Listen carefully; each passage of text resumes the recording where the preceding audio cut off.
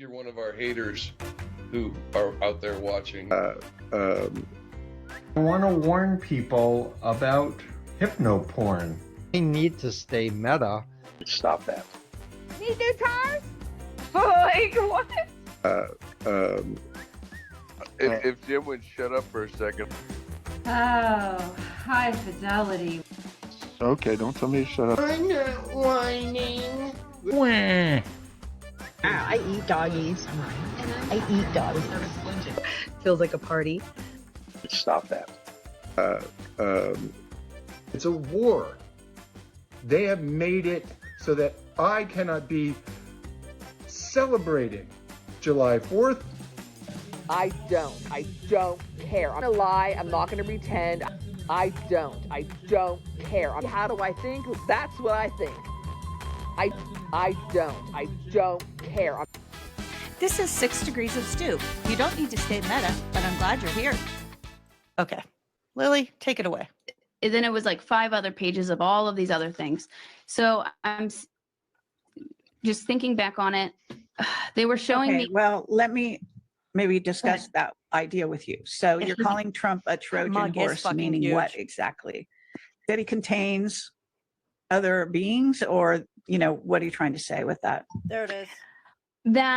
So I feel, well, especially his wife, Melania, I've seen her as a Pleiadian, and I've seen her as being in contact with Pleiadian beings. But with Trump specifically, Kerry does not. This is where Kerry should have challenged her, because Captain Mark Richards has said that Melania is Trump's telephone, that he can kind of connect and talk to aliens. I don't know if you remember that stuff, but that stuck out in my head. That Trump holds on to Melania's hand. They joked around like it's kind of how Trump can connect and talk to alien beings, but she's not a cat being. They didn't name which alien. That's from a Simpsons episode where the aliens are connecting by holding hands. That's the joke that Dan and Jordan made about it, I think. But I think that's how, what's his name, made it sound, though. Captain Mark Richards, who's really not a captain. He's a murderer. Yeah, because he's watching old Simpsons reruns in prison, and that's how he comes up with stories. Yeah.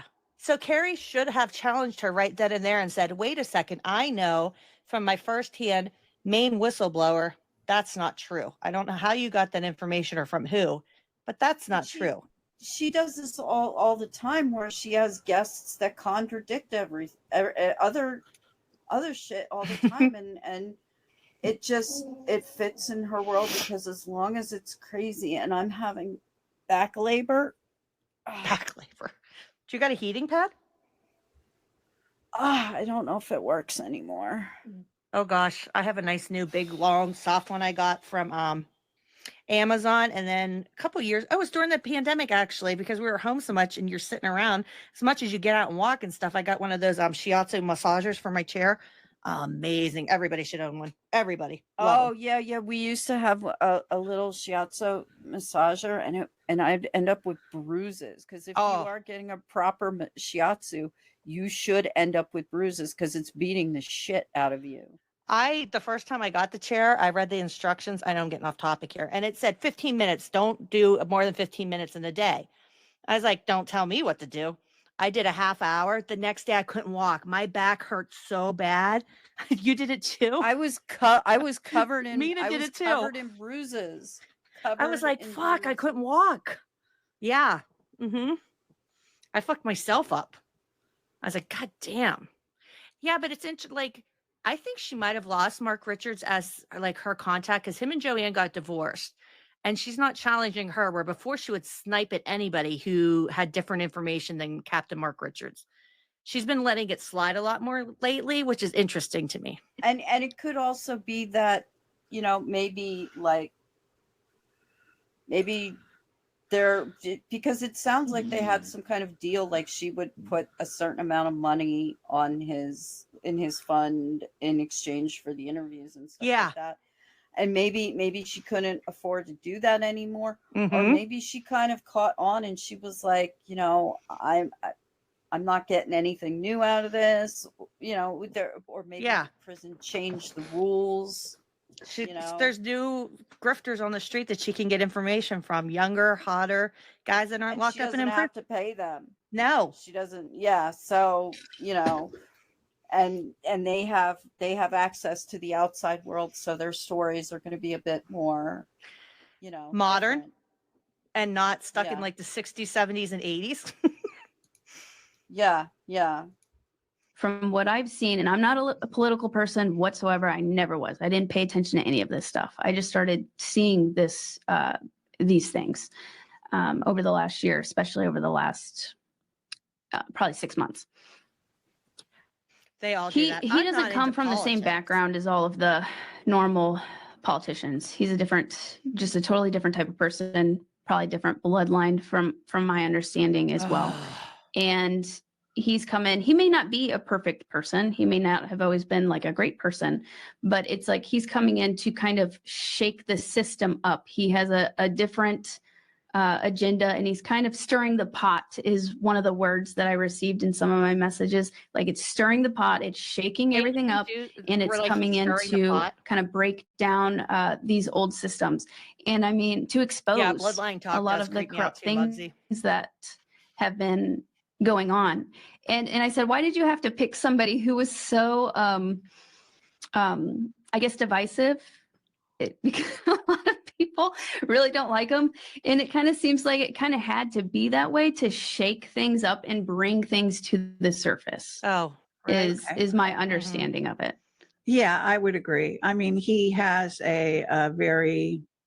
he can be very charming in my view, but he can also be very There's nothing abrasive, charming about if Trump. you will, in your face, kind of telling it like it is, which is exactly what we need right now, in my view. So you kind of got that picture of him, and I think that a lot of people have that point of view of him. No, we don't. Is there anything that I don't know, everyone has a different way of dealing with contact and dealing with this sector, and you decided to go public. So something must have spurred you to do that. So maybe you could share that with us. But aside from that, in terms of the information you get, one thing you have to do is you have to test it to see if it's real, rather than just How do you accept it test all, this shit, right? Kerry? Right. Wouldn't you say? So in other words, if they gave you information, did you go through a period when you were testing to see if it actually, was accurate? So they give you something and then you test it, that kind of thing. Any experience with that, any of that? And then also why you went public?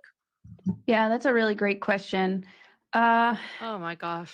Yeah, definitely. I really like to sit with things, and I'll ask different questions, like 10 different ways to kind of test and see. And I really had to work very hard on developing intuition and discernment too, and making sure that I get into a very kind of clear space. I think for me, that's part of the reasons why I maybe was a good candidate for this, because I was kind of a clean slate. I didn't have any beliefs. I was pure. I didn't believe in anything. That's why they picked me. I was just kind of like an open mind. So I think that helps, not having an emotional attachment.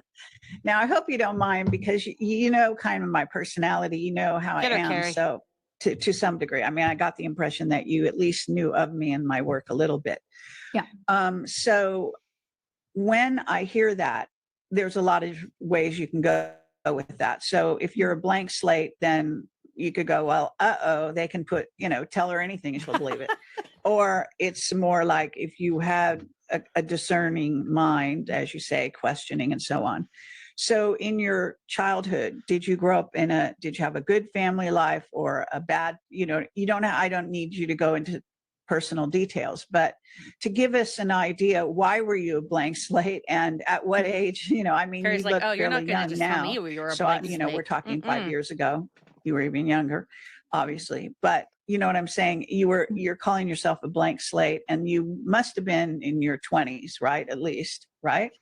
Yeah. Contact started at 28, 29. I'm 32 now. So. Okay. Wow. She's young for this field. So in other words, saying you're a blank slate, did you not have a religious I didn't have a religious overlay in my upbringing, but I'm very unusual in that regard. So did you have a religious upbringing? Did you have, why were you a blank slate? I'm sure people want to know. Yeah, that's a good question. That's fair. No, I did not have a religious. I actually always kind of felt repulsed by religion. I feel I've always been an intuitive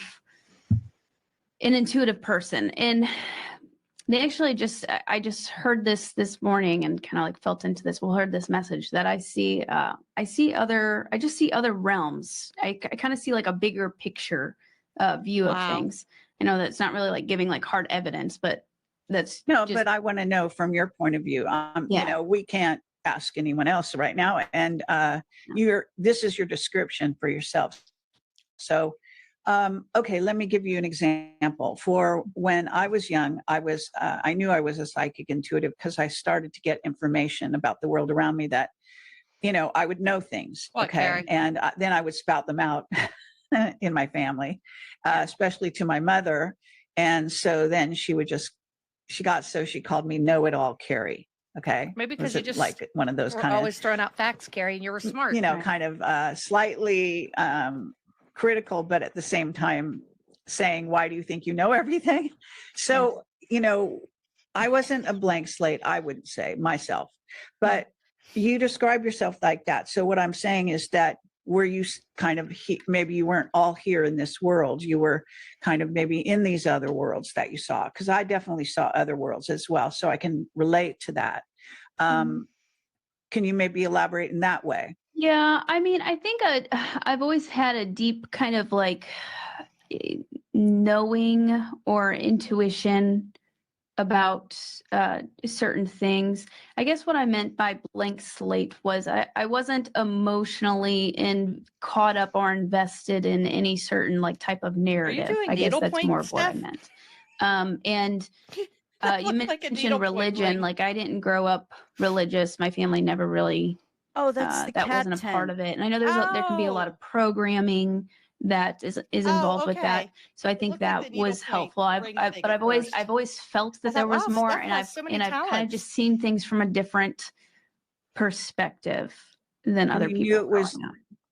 You knew it was different because why? Because your family thought differently, or people around you thought differently. Did you grow up in I don't know, what state did you grow up in the United St. Louis. Yeah, St. Louis, Missouri. Missouri. Okay. And so, did you do well in school? Did you, what was your kind of, how did you realize that you thought differently, for example? Yeah, I mean, I just always felt like the black sheep, I guess.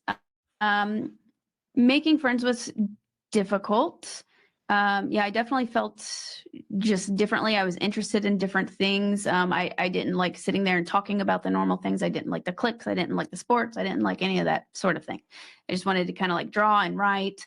And I probably drew like kind of weird things and wrote weird stories about people with superhuman abilities, that sort of thing. And I remember being young and like trying to move fire with my mind. And now I realize, because I intuitively, I felt, I knew that you could do that existed. Right. So kind of weird things like that. Just not weird, but And did you have brothers and sisters? Yeah, I have a younger brother and sister. Okay. My whole family is kind of black sheeps. We're all a little off. Okay. A little bit different. All right. So I intuitive that you draw. So do you have paintings or just drawings or what? Yeah, I have both. That's mainly what I spent a lot of my time doing growing up, that and writing. Okay. All right. And let's see. Okay, so going back to your one-on-one or your contact experiences, you say it started 5 years ago. Do you want to explain exactly how it started, or something to kind of get people to understand that, what your particular experience was, why you got contact? Okay. Like all of a sudden, did you have some shocking event in your life that jumped you into it? Did it just come in a dream sequence? But also, again, why did you go public? Because a lot of people have contact, but they don't go public. So, that 5 years wasn't that long ago to start having contact. So Yeah. then Bingo, going public. Kerry. So how did that all evolve? Yeah, that's a great question. So I was actually already, I was already learning about social media and making content for a different purpose. There we go. I was already learning about social media and making content for a different purpose. So we're going to lead in. She's already looking at social media and making content for different purposes. So she knows what's going on. So I was a nutritionist before this, and my father actually passed from, he had alcoholism. He was sober though, 3 years sober. So I was always a very, like growing up in that sort of household, I was very much a mental health advocate. Lost her father, grew up in an alcoholic and he died very kind of spontaneously, unexpectedly, to a heart attack in his sleep. And he had no known physical health issues. And so nutrition, whenever that's whenever I decided, okay, heart disease. We found out afterwards that he had heart disease. More people die of heart disease every year than who died in the Holocaust, and nobody talks about it. So that pissed me off put the Holocaust in there. I wanted to expose that, and then I discovered, okay, what really is the root of heart disease, and why is it killing so many people every single year? And part of that is stress, all of the toxins in our food, mental health issues. And yeah, mostly just the food and diet is 90% of it, I would say. So that fueled my determination to want to save lives. So I finished school. And then after that, I started creating content on it for my dad, basically. Okay. And when you say created content, this is so true. She on the actually at least internet, believes you mean? people died in the Holocaust. Yeah. Point. Yeah, And it was never did you go TikTok. public with it on social media right away? I mean, so there was no obstacle. You just went public, right? Yeah, I started, it was around the time like TikTok had just came out. It was still brand new. Not a whole lot of people were using it. And a friend had told me about it. And so I started kind of playing around and making content with that. I would do short, like health tips, diet tips, mental health tips. It actually helped like thousands of people lose weight. And somebody just reached out to me the other day. It was like, I lost 140 pounds and I was supposed to have heart surgery. And he literally said that I saved his life, which is crazy, but that made it worth it. So that's why I got into this. And I've always had a very deep drive to want to help people. And also Can I say that right there, you can tell that her father's death really affected her. And I feel like really sorry for her that happened. And she did start creating content in a good way. And you can see she gets emotional that somebody actually contacted her and said, you really helped me. I had cardiovascular heart disease or whatever. I lost 140 pounds. You can see she's touched by that. But then we get to the point where she is now, like that snap that happened in 2020, the pandemic and everything. It's interesting to watch somebody be this open about their progression and how they did everything. That's why I like this interview. Because, that's what got me into the corruption, seeing behind the scenes. Okay, so our food industry isn't what it is. That was my kind of initial awakening. I didn't have the UFO ET awakening yet, but I was awakening to that side of it. Yeah. And then some life altering events happened, and COVID, of course, for everybody. We're in lockdown. I had kind of some traumatic things happen with work. I quit my job. That was my first, kind of my dream job as a nutritionist. I was teaching nutrition and health. I've always loved teaching. I'm a teacher. And so I ended up quitting that and had some other kind of things just happen. Everything happened all at once. Somebody wrecked my car, kind of went through a dark night of the soul, if you'd say. And the only place where I could find peace while the world is burning and going crazy around me and my life's flipped upside down is out under the stars. There you go, Steph. Shooting You're space right photography. About that was outside. I just felt my soul was calling me to that. Okay, and then that is when I started having my experiences. Okay. So did they come in dreams or did they come in meditation or, were you awake? She just explained almost everybody, and I don't want to generalize too much, but a lot of the pastel, crunchy QAnon entrances and how you get into it originally, and then how when QAnon came, how you just went down this pipeline, and then you can end up in star seeds, and then for some of them it's Holocaust denial. Yeah, You know, she doesn't even know what she just basically gave her own psychological profile. yeah, she laid it all out and there. I'm kind of proud that I called it ahead of time. Not You knowing did. anything about it. Yeah, but she laid it all out there. It was kind of remarkable when I watched this because I was like, oh, Kerry has a really young lady on. Let me see. And I started listening, and you saw I didn't finish it. I think I got almost to the end when I was watching it, but I was like, she really laid out her whole profile and what I've read about and what I watched. My loved one's older, but the progression, you know, she's textbook pastel QAnon. Yeah, she is textbook. Awake physical crafts. At first they came to me in physical craft. Okay, and you were awake. Correct.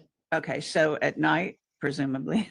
Yeah, at night at first, and then once I started kind of communication developed, it was like, again, I was a space photographer at the time, so I had my camera. So I'm like, well, if ETs are here, I've got this camera and I want to document it because nobody believed me at first. And they kind of made fun of me. So I'm like, well, I'm going to prove it to you that they're here. So I started recording them. And then I would later begin to discover that I had a contract with these beings to be able to capture this footage. Typically, they're not going to show up on film unless they want to be filmed. They can hide if they want to hide. That explains why as I'm normies sure you know. can't see but, them. They hide unless they want you to see them. So then I'm like, well, holy shit, there's UFOs, there's ETs here, and nobody in my immediate family or friend circle was believing me, but I felt it was really important. What really turned it for me was the COVID bill came out, and there was this little sneaky part in the COVID bill that talked about all of the information on UFOs needed to be gathered up and sent to the government. And that's when a ping went off in my head, and I was like, wait a second. Okay, so something's actually happening here. Okay. Do you remember that? No, I must have missed that because I didn't pay any attention to that shit. No offense. Kerry's like, But, fuck that you know, COVID shit. I didn't read one goddamn okay. thing. So I don't want to ask you directly if you got the jab, but you know, did your family get jabbed? My mother did. I didn't. Okay. No, I don't think anybody else did in my family besides Only my mother. Lily remembers. Okay. Well, that's good. So maybe you can show some if you have And at I hand just want to point some of something your. out. Gotcha. Are they videos? Oops. Like, do you have short? There we Are go. they short? You haven't gotten jabbed, have you, Rhetoric? Is it Kentucky? There's a huge measles outbreak. The bird flu shit is. I mean, we don't have a. I think vaccine for TB is that, going but- across the country too, right? Right, and the what little information we can get about bird flu, because the government has shut so much of it off, it's bad. And I know. It's going to get worse, and there's going to be another pandemic. And last time Trump was under pressure to get a vaccine made because it helped the economy. This time it doesn't fucking care. It doesn't matter. We don't have a government anymore. We do not. We have an infrastructure, what little remains of it. We don't have a government. Nope. It's terrifying. I agree, Steph. And I just heard Trump is going to shut down the Department of Education or something. Yes, I saw some stuff about that. Yeah. Which, bad, but I hope it fucks up student loans because we've been paying back my sons and it's expensive. So at first I started to try to pay them back, and then I said fuck it, and I was like sending, and then they wanted me to prove I wasn't working. I was like, how do you prove a negative? And then I just stopped communicating with them. And I'll tell you something right now.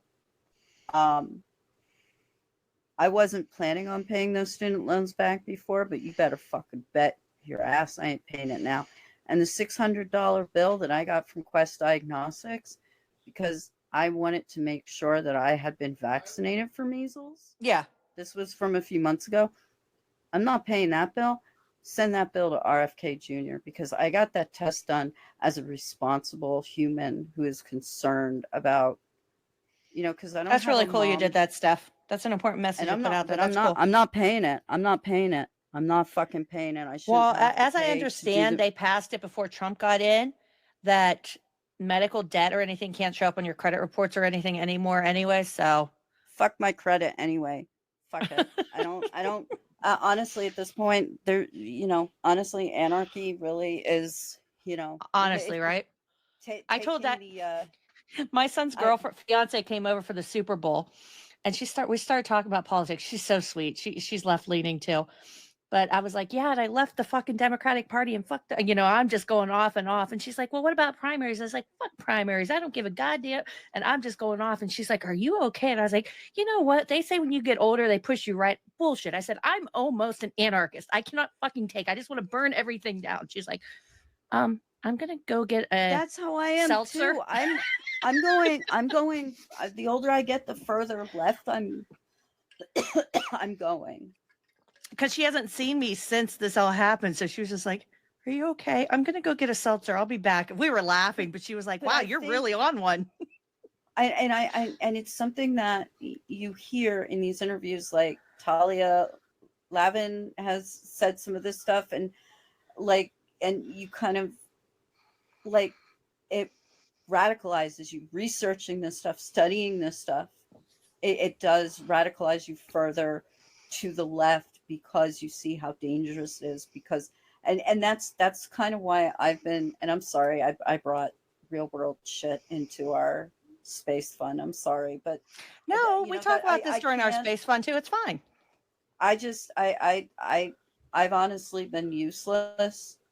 I haven't been posting that much online, and I do, my recordings, and I write some articles, and I do some of my 9/11 reading, but and I feel bad about this. Like, there are some protests and stuff, and I'm in Silicon Valley, and I'm like, you know what?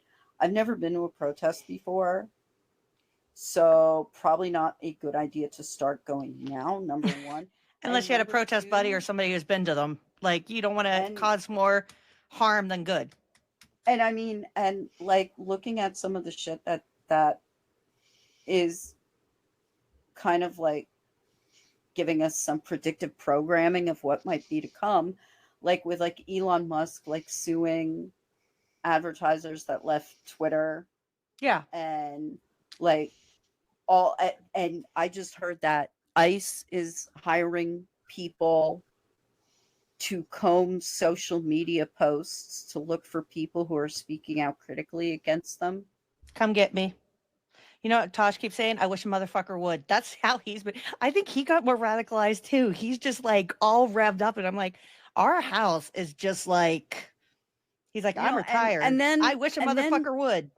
And then when we have a left-wing version of Ruby Ridge, is anyone even going to give a shit? Right? Because when honestly, Ruby Ridge happened, the left and the right were equally upset about what had happened there. Exactly. And but we won't. I don't know. But anyway, what I was saying is I'm kind of worthless, and I decided I'm not gonna go to protests or anything like that, because number one, I'd be going in blind. Number two, I get shaky. Yeah. Like, I visibly shake. Like, it's embarrassing when I get like excited or nervous. Yeah. And also, like, I don't want to get on a list, and it's not because I don't have anything to hide, but because better to float, I guess, off the radar. You're not going to be. You can still do stuff. Like, there are people who are good at, being out there on the streets and doing activism, and then there are people who are good at being able to do stuff from behind their keyboards in whatever ways. I feel so useless. I really just feel. I told you, if I went and protested, my ankle would break. I would need to stop and put a muscle pack on my back. I would be rubbing down my knees. I would be getting arrested. I'd be freaking out and screaming and scratching and clawing at someone because I can't control myself, and that's one of the reasons also why I don't. I've never been in a fight. I've never been in a physical fight with someone, but it's like because I've never been in a fight. Not by choice, but been at a protest. Like, if one of these not attacked. yeah. But I mean, if one of those things were to suddenly happen now, I wouldn't know what to do, you know? And I You don't and know. I'm Squeak just a stay bit, where you are. You keep writing your good articles I and doing your good work just, for Honor Network and the other stuff you do. You post good information. You'll figure out your way through this tumultuous administration. but it's not me that I'm worried about. I'm I not, know. most of the shit that's happening isn't going to directly affect me. And I realize that I have the privilege to be able to tune out the outside world, but that's not right that I have that privilege and other people don't. And if they're, if the chances that I'm in, you know, what they might consider, well, I'm a woman, so that's not a protected class, but you know what I mean? Like I should be doing something to help other people. And I feel like I'm no better than like the Germans who just stood by and let shit happen. Because I'm not doing anything, but I don't think there's anything that I can do. Not yet. We haven't been pushed that far, I don't think. And we're not in a city or near a border, And yet, and like I where it's keep pushed. thinking like me being in a protest, okay, like it could end up with me getting hurt or arrested or something like that. And I'm not saying I'm looking for violence, but like the way I justify it to myself, and this might just be me making excuses, is I don't need that shit, number one. Number two, and that doesn't help anything. Someone getting arrested or hurt doesn't help anything. I think of myself if I went to a protest, and I've been to a few, but not like rowdy ones or anything like that. Like, nobody in our area was protesting like Roe versus Wade, and like when it was getting closer and different things like that, reproductive rights and stuff. Like getting out there in the streets of very red county I live in. So, stuff like that, and some LGBTQIA stuff and things like that, but never anything like where there's tear gas, or anything like that, obviously. But the thing is, I feel like I would be like Hi-Fi. We watched him last night and he says about him going to a protest. You don't want to be that person who's in the way, making a showboat or getting in the way of other protesters. Really, I'm not saying you would do that, but I wouldn't want to be that person. Like I mean, I think like you and I, if we had been near the World Trade Center, we probably would have tried to help someone, but in the process, we probably would have ended up getting in the way and being told, so there is that. Yeah. And that is one thing where I don't, and also, my paranoia is kind of amped because with the power that Musk has right now, like, who knows what kind of surveillance takes place at these protests? I sound like a crazy conspiracy theorist. No, there was, I don't know if she's in here anymore. Mina, protesting and stuff. She has a lot of experience living in DC. And, it's cover your face and there's different things you can do and stuff. And even then they start, look how they identify the Proud Boys and stuff, how fast and easy. Oh, imagine if you're the federal government and you have all the tools at your fingertips to identify people. And yet they still can't identify the pipe bomber. Yeah, I know, right? But OSINT people haven't just, identified him yet either. Jim Stewartson has. Oh, of course, because Jim knows. Yes. Okay. So maybe you can show a few of those while you're talking, Let's if see your that's pictures, easy Lily. to do. And then in terms of, we're talking about, so you went from this awakening about health in part because your father died and you want to help people. And then you started to have contact. Were you a psychic intuitive as a kid? Did you see dead people? Did you know things before they'd happen? Anything like that? It's interesting because not really. That was not a that really I remembered. cute, I was always normal very moment. intuitive. Wasn't it? Like I was just always intuitive and I just saw things differently.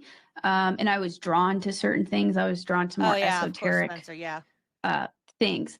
But really, and that became a big part of the beginning of my mission because my 100%. psychic abilities were turned on whenever I started having contact. Turned on. And then they trained me in this. So then I started seeing all of these visions and I'm just running the teaching me restroom how real to quick. remote view and all these other things. And I'm like, oh my God, this is the coolest thing ever.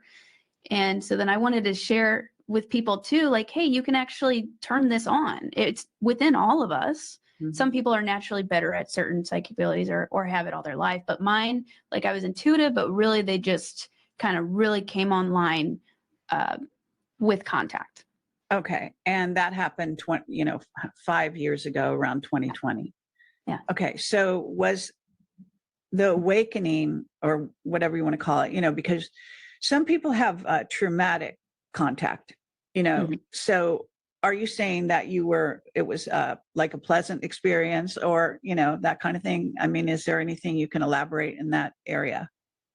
Yeah. So, like I said, the beginning of this for me was very love and light. I didn't kind of become aware of the more nefarious ETs until a little bit later.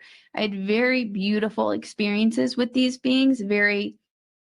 I would experience like expanded levels of awareness, where suddenly I was kind of more aware of like the interconnectedness of everything. I became aware of the spiritual realm. I started seeing angels as well and other types of beings. I've seen like fairies. This is through psychic vision. Angels and fairies? Holy shit. And I have might have even fallen had some asleep to experiences this. with Jesus after I missed the angels after and- the ETs. But whenever I would see these beings and interact with them, and at first I was capturing footage of them, that was my contact experience. Very much in the beginning, it was all about the physical craft coming in. And then whenever these craft would come Steph, in, or I love you. sometimes they would come in as orbs, I would feel overwhelming love to where I would bawl my eyes out like a baby, because it was just such a beautiful, pure love. And it just felt so blissful. So yes, very beautiful and very healing. They help me heal. This is where I a lot want to of study her more. I'm very fascinated by her because of how she tells her journey. And I want to go back and I'll watch, because I don't find her voice annoying or anything like that. Because sometimes I'll watch somebody, a YouTuber, a streamer, and I'm like, voice, nope, can't do it. So she doesn't annoy me where I can't listen to her, but I want to hear more of like her first videos, what kind of content she puts out there, because she's somebody whose journey was brand new, and she lays it all out there. Fascinating. a lot of things. They took me down like a personal development healing journey for the first portion. I mean, you don't have to be super specific, but was there any particular healing that you needed? Because Sexual you're healing. quite young. So in theory, you're in good physical condition, right? So was the healing more emotional, or, psychic, or mental, or whatever? Sexual or was it healing. physical? See, Did Kerry, you it's a good have joke. something specifically wrong with you? Or, you know what I'm saying? Not necessarily physical. Yeah, more of an example would be lack of self-love, lack of self-confidence, stuff like that. Helping Psychological. Okay. Yes. Yeah, you can say psychological. Basically, yeah. Okay. No, I just saying. So, okay. They were very empowering. And they told me, they were like, your throat chakra. So they even got into the more kind of esoteric stuff, like the chakras. They worked with me on that. And they said, like, it's been damaged. This gets a little woo, but going back into past lifetimes, I saw past lifetime visions of being very good.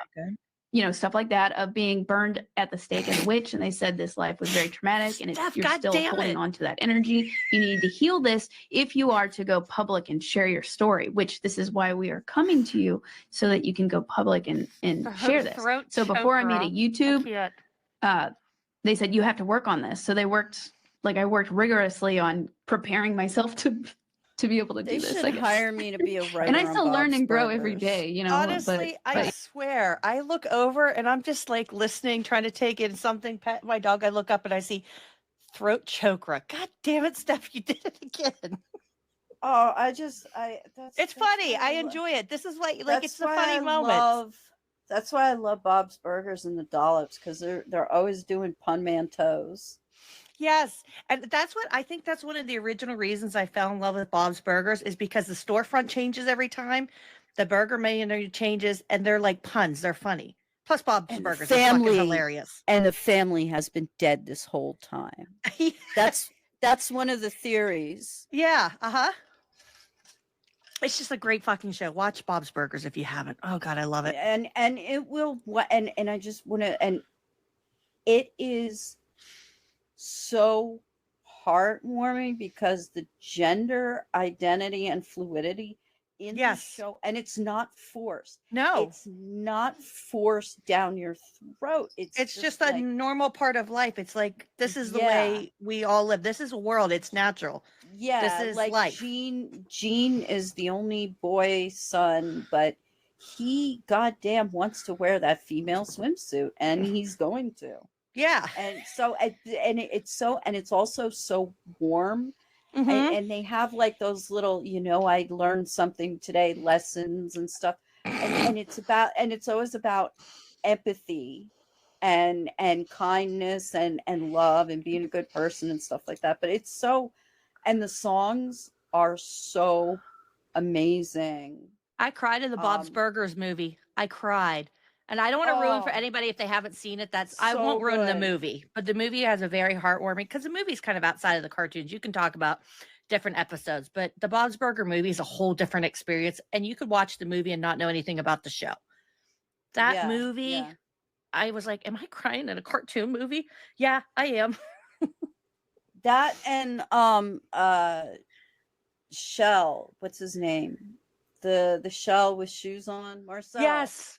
That the voice of Marcel is done by the lady who does the voice of Tammy in Bob's Burgers. Uh-huh.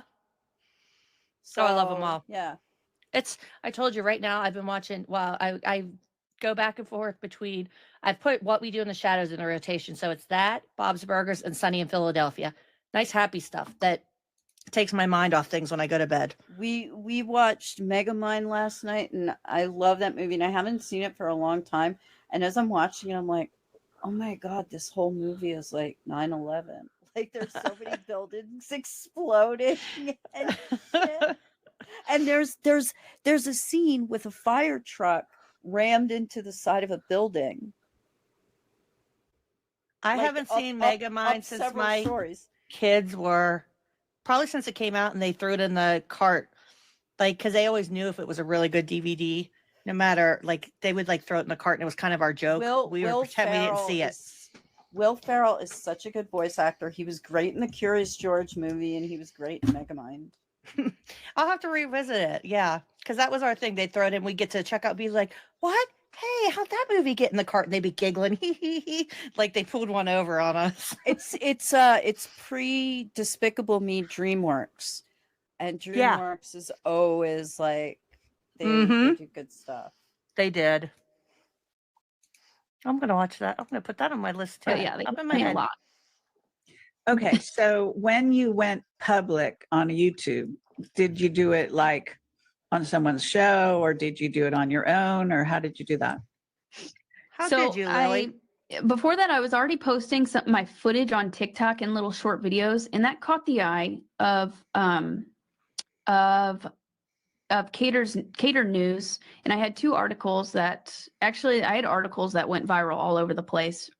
It lined up at the same time, basically, as I started my YouTube. Oh, did it? So you had articles that on came LAD out. Bible, Lad Bible. Okay, so that's a big one. If you look up LAD Bible, that's a pretty popular news network, and The Mirror is a popular one in Europe. But anyways, so these articles went viral with my footage. Everybody loves the footage because it's evidence, right? Oh, So wait, that's I get what started articles. gaining traction first, and then that got me. I get articles on my phone's news feed by LAD Bible all the time. I don't really read any of them, but if they interviewed her, then I know that. Right.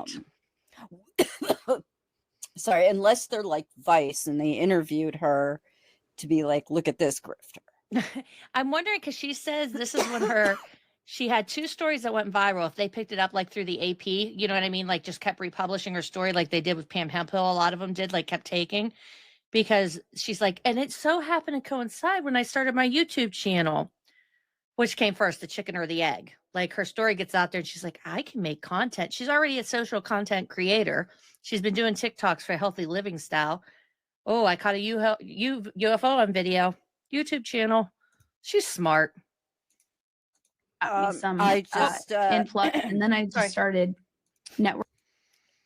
I did a search on LAD Bible and reliability, and apparently their credibility is very low. Shocking. And I think it's because and I'm sure you have this problem too with your news feed being filled with weird shit. Yes. Because you're on We your look up phone weird and your shit. computer looking up weird shit. Yes. So yeah. Oh, I get so much weird shit. So many weird. But news I've things. learned to not trust everything I see in my news feed. Me either. Even from like some of the mainstream legacy media ones, I'm like, I don't know about that. Networking Let me and check meeting who other that people, reporter like is. Journey to Truth podcast and collaborating, and I started doing like meditations and sharing messages and just teaching people the things that they taught me and about our DNA and things like Okay, that. now when you say you had an article, I'm assuming you wrote there was text. Is that Yep. right? Yeah, so I was interviewed I and just then wanna they say wrote an something else article here. about me. And what did they interview?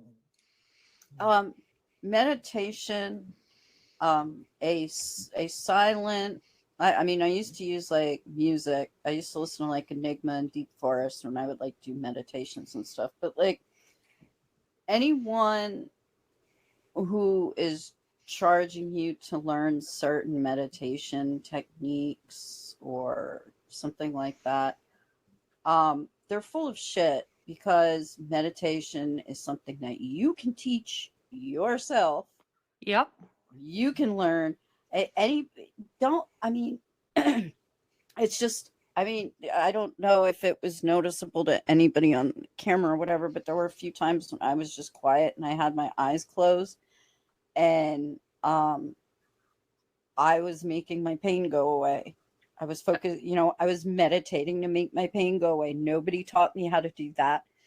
It's just bullshit. It's just kind of clearing your mind. Well, everybody has different techniques and how they meditate or whatever, how your process, what do you do? But you don't need training in it. You're not unlocking anything. Like it's like in Fight Club when they go to the support groups with the guided meditation. Okay, that's free. Like something like that where you're guiding people in a group meditation, you're not charging them for it. Yeah, but that's like charging people to pray. yes, guided meditation. I've been to one guided meditation and I was like, oh, whatever. It was for work training. And then I decided, oh, I'll cooperate, and I did it. And like I almost fell asleep because I actually participated, and I was so relaxed and stuff, like listening to the leader, the person leading the guided meditation session for all of us. And when it was over, like I was like, wow, that's actually pretty like a useful tool for people in a group, like stressful work situation, whatever. Like it was really cool. But like I wasn't hypnotized. I didn't need you know what I mean? Like, and I was actually able to use the meditation technique they talk about in Fight Club. Yeah. I had experienced sleep paralysis. Yeah. And there was like a giant wolf on top of me.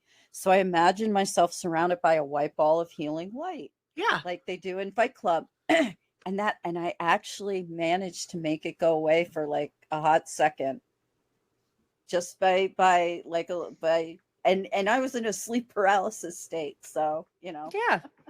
It's amazing. Yeah. The human mind's brilliant. Interview you But you about. don't need Lily. Lily here A to help woman you. has daily contact with aliens after first UFO experience during COVID lockdown. That's the I title. think it's the title. Really? Did you hear that stuff? All right. And it went pretty viral. It was all over the place. Like I didn't even know that it had gone out until I started family getting text members are like, messages. yo, we told you and this shit's That was crazy. during COVID. So about All right, but you were invited for an interview, so you must have known you gave one, right? yeah, I just didn't expect it to spread like that. Right. Okay. Yeah. All right. So you got involved in that world, and it looks like it was fairly positive for you. So did you? I guess what did your videos consist of? They were consisting of the downloads you were getting. Mm-hmm. Yeah, a lot of it. a lot of it has been, I did a lot of healings and meditations and things like that. And I would share, I would help Fucking people healings. connect with their star families, help people develop their psychic abilities, help people activate their DNA and things like that. More recently, I've kind of shifted. I still do like the clearings and healings and stuff like that, but a lot of it, because there's so much going on in the world now, I've been getting a lot of like updates about things that are happening. Some of it, like, you know, the financial system and kind of other things going on behind the scenes, or and just kind of like uplifting positive messages and you know, stuff like that. So more recently, it's been more about kind of updates and messages. Before, it was a lot of teaching people She who looks these so beings are, good if she got a lob and if and people cut off have that been stringy seeing part of UFOs the or bottom having of her hair. contact experiences, and they're trying to make sense of it, how they can make sense of it, and how they can connect with their star family and stuff like that. Okay. And okay. So for example, what did you tell people to connect with their star family? What Carrie's did you like, tell "Do them tell." to do? Yeah. I'd like to know. So Like in a nutshell, you know? yeah. So you can actually break it down pretty simple. I like to kind of just have a clear kind of sacred space, because I've discovered since this that, you know, there are positive Steph, and you might negative. be able to discover But, your you star know, you family during send the out your stream.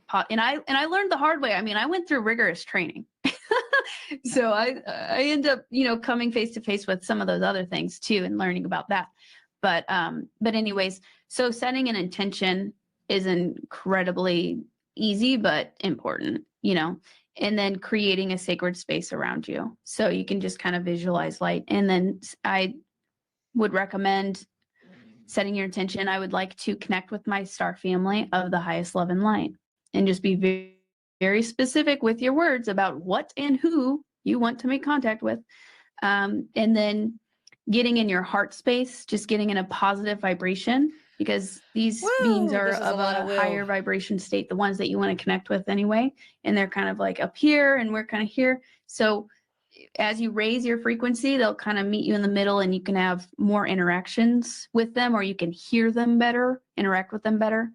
So getting in a positive state, a heart-centered state, you can listen to music, like singing bowls, like water really helps. I have really amazing experiences and meditations and stuff, like in the bathtub or near water, Oh my goodness. using crystals, things like that. Girl, you're But daydreaming. that's kind of it in the nutshell. Okay. Yeah. So what about what were you doing in terms of, or what were you getting in terms of information, let's say moving more into this sort of time that we're in now? Mhm. Can you like narrow it down? Like if you were going to tell my audience what you're getting in the very near future, let's say, you know, the next 6 months or the next year, are you seeing anything particular that stands out? Yeah. Okay. So like Ukraine just popped in my head. Yeah, they gave me just all sorts of stuff. They told me that the JFK files would be coming out, and they told me this like months and months ago. And now we have, you know, Trump just signed the executive orders for that to come out, and they told me that that's going to shake the world. That's going to No wake a lot of shit, people Lily. up. It's going to shake the world. That's going to help dismantle, Hold on a second. probably dismantle the 3-letter agency. So her alien pals Yeah. told her about the JFK document declassification. Mhm. They had enough knowledge to know that that was coming, but they didn't Mhm. tell her what was in them. No. Okay. Isn't that interesting? Never specific. Never. It's very fun. Which, by the way, anybody listening, Poker and Politics has a really good thread on JFK over on Twitter. Really, really good. It's a thorough thread. And Really he's long. such a sweet friend. I do like Poker a lot. Agency. So we're starting to kind of see this stuff starting to be exposed. So basically a lot of dark stuff being exposed. Also a lot of cleanup in the deep underground military bases and the trafficking. A lot having to do Fucking with trafficking. trafficking. They've shown me Disney stuff on that coming QAnon. out. A lot of It's not just whistleblowers coming UFOs. out. People in Hollywood coming out. Some of these Say they told me Wayfair. specifically like Mickey Mouse Club. Some stuff about Mickey that would be Mouse coming Club? out. So a lot of just Yeah, this really Britney dark, used to be in the insidious Mickey Mouse programming and Club. trafficking that's been going on. And then with Ukraine. But that's old news. Like, why is she acting like Mickey Mouse Club's going to be breaking? Like, that's a really Well, I mean, weird. and there there have been hundreds of cases of child sexual abuse in Hollywood. It's not like it's some hidden thing, and it doesn't mean that it's some kind of trafficking operation. What it means is that it's all bacchanalian. Is that the right word to use for it? It's access. Caligula-esque. Yeah. I mean, access. That's predators go where children are. Access. They're fucking sick, but that's what they do. I mean, yeah. I think some of the trafficking and money laundering that's been going on with that will be coming to the surface. That's one of the other things that they shared with me. Very non-specific. I've also seen a lot on XRP and some of the cryptocurrencies is covering will help everything, with even a kind of like a global financial shift into a more quantum system. She's like an SEO expert. Yeah, I've gotten really good feelings and messages about. Holy fuck! I didn't think about that. If she's hitting everything that. Well, and if you look at headlines for conspiracy theory news articles, it's a mishmash. That they're always like super long, like especially David Icke's. They're always super long, and they mash a whole bunch of things into one. Because it's they're throwing shit at the wall. Okay, if I can't get you angry about like how radio waves are turning people trans, then maybe if I throw the word COVID in that headline, that will attract you. So that nice catch, Steph. A lot. I wasn't even really actively. No, but that was a good point. She's just nailing them all. But it's like it really is like the conspiracy theory bingo. She's just throwing every catchphrase out, and I think and her saying that she had done some like online social media stuff before she got pilled. Like I think she had some idea of what to do going into this. And if you are going to quit your job and do this kind of shit full time, you are going to fucking research this shit. Get your numbers up. And one of the things I know, some of like the more contemporary, like YouTube channel people, they have this type of cadence. Mm-hmm. Have you noted like there's always like this set cadence, and they all say the same things, like smash the like and subscribe button, like it's all the same formula, because somebody figured out. I hate that cadence though, by the way, but somebody figured out a formula to make things work. Yep. And that's what these people are doing. And if hey, maybe you came for the cake, but maybe you'll stay for the tea. Right. Exactly. And can I serve you some ice cream too at the end? Have some cake, have some tea, how about some ice cream? Yep. How about a nightcap to swallow that red pill? Exactly. XRP. So I personally haven't invested in it. And so I've gotten messages about that, about like a bull run coming and that really going up. And which is cool. They actually told me that 2 years ago. And since I put some in, because people need. There she goes. She's trying to sell crypto. Financial freedom. That's a big part of the slavery. XYR or whatever she mentioned. That's true. Yeah, that's a big part of the slavery. And we need finances to fund creating this new earth, these new systems, to create these healing centers and to bring down. That's part of why this planet isn't slavery, is because all the bad people have all the money. They steal it from everybody else. Watkins. So a big. Yes. Has crypto. And, it was interesting. Wrath, look for her post. I think what's Wrath? Her name on Twitter is @C. She'll come up if I type in Wrath, because we've interacted enough. Yeah. But if you look her up on Twitter, she did a great thread breaking down the space that Jim hosted for Ron, So Jim hosted the space, I think, and Ron was in there the way she explains it. But she goes through, like, she actually listened to the space and like breaks down the crypto and how it dropped so fast and everything, the meme coin. Yeah. I don't know if there's been any developments today because I haven't been online that much. I like I said, I'm pretty clueless on a normal news cycle, but the next 4 years, it feels like 4 years already, to be honest. It does. So I can't keep up with the news, but so I may be full of shit and this might be conspiracy theorizing, but to me it looks like Elon Musk is opening the floodgates against regulations. No, he is. He absolutely is. This is what he wanted. And it's going to be like an Uber laissez-faire. So every grifter who has no morals or ethics right now is their chance to hype their latest bullshit product, because the chance of any oversight is slim. And even if they do get caught, the chance of it getting followed through with, or anything ever coming of it, or any justice ever being done, it's not going to happen. No. And like Ron was particularly disgusting for QAnon, like, because we know what he did with the Q drops, but he promised, I think, if it reached 500 million or whatever, like the meme coin, they would reveal like the truth behind Q, or whoever Q was. I forget how he phrased it. Here's the thing. Like, how would Ron know? They said they never knew who Q was. Every time. It's such a, I hate them. I hate the Watkins. Every time Charlie Brown went to play football, Lucy promised him, I promise you this time I will hold the football. I will not pull it away from you. Charlie, I promise you. I swear to God, it will not be like the last 296 times.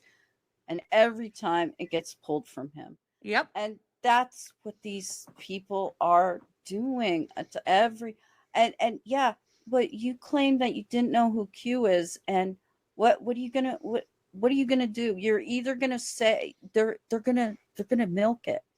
If they reach 100%. The 500,000, they're gonna million. Say the information.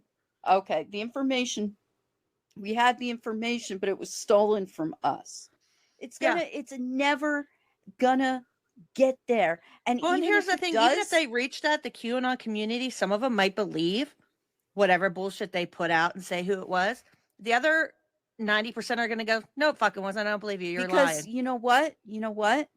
Q insulated himself from any attempt of correction or revelation. He insulated himself with a Q drop where he said disinformation is necessary. Yeah. And they used that Q drop against the MAA, where someone asked Q, to settle this once and for all, is the earth flat or round? And Q was like, oh, the earth is round. So then, official Q canon is that the earth is round from Q himself. Yeah. So now if you are a flat earther who's also QAnon, how now do you protect yourself from experiencing cognitive dissonance? You just say disinformation is necessary. And you just pick that other one. Yep. You can apply that to any fucking Q drop that you don't want to be true. It's fucking genius. Yeah. They were mad people, all of them involved, the Watkins included. Which we know. And I read an article that there was a computer simulation done on MIT. They ran this program, a scenario about the collapse of society, and it was estimated to be 2040. And I'm like, okay, well, I totally believe that that's possible, so I better check into this. And I checked into it, and yeah. I think I'll probably be gone. My body's rapidly declining as I age. I'm hoping I'm not trying to be a Debbie Downer or anything, but it's just, and I'm not like taking a black pill and just saying, oh, there's nothing that can be done or whatever. But at this point, I think it's just, I'm still going to do what I do. I'm not going to give up. But you can't stress about it every day though, because it's not good mentally or physically for your body. There's if it's coming, it's coming, and every single goddamn thing in the world is just moving into perfect place to just fuck everything. You can only control what's in your immediate vicinity and area. Don't let it affect you too physically or mentally. I'm trying not to. And like I said, I'm not being a downer. I'm not saying, oh, hey, the world's supposed to end in ding, ding, ding, 17 years. Cute. And so, but I mean, they said that in the 60s, just because a computer ran it, whatever. I don't know. Right. They've been saying it since the 60s, 70s, 80s, 90s, 2000s. We gotta admit it does feel kind of accurate. It feels a little optimistic. I know. Occurring as well is one of the other things. I love you. Showed me. And RFK Jr. They were showing me. I do love you. I love you too, Steph. Really playing a really big part in. Well, as you know, there's stuff. It's rolling out so quick. The news is rolling out so fast. It's making my head spin. I can barely keep up now. But those are some of the main messages that I've been getting recently. Okay. So it's cool watching it start to come to fruition. Although there's a lot of, chaos. But they said this is recent. The pot is going to be stirred up. This is. There was some probably like a couple days ago. Yeah, this is like really recent.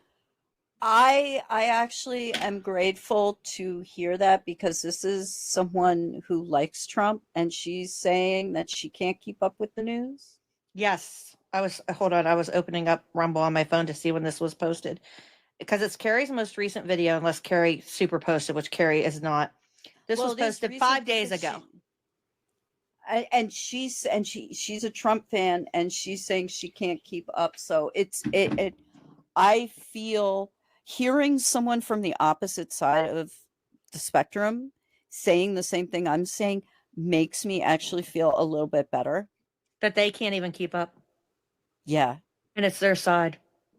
Yeah. So it was like what Bannon said, flood the zone with shit. And that's what they're, and I felt, I think I heard like, on Behind the Bastards, I think they might have said so. I'm not sure, but I heard it on several different podcasts recently, and I felt this huge wave of relief because, oh my God, I'm not going back into a rabbit hole again. I'm not a crazy conspiracy theorist again. Like, I'm not seeing stuff that isn't there like I used to.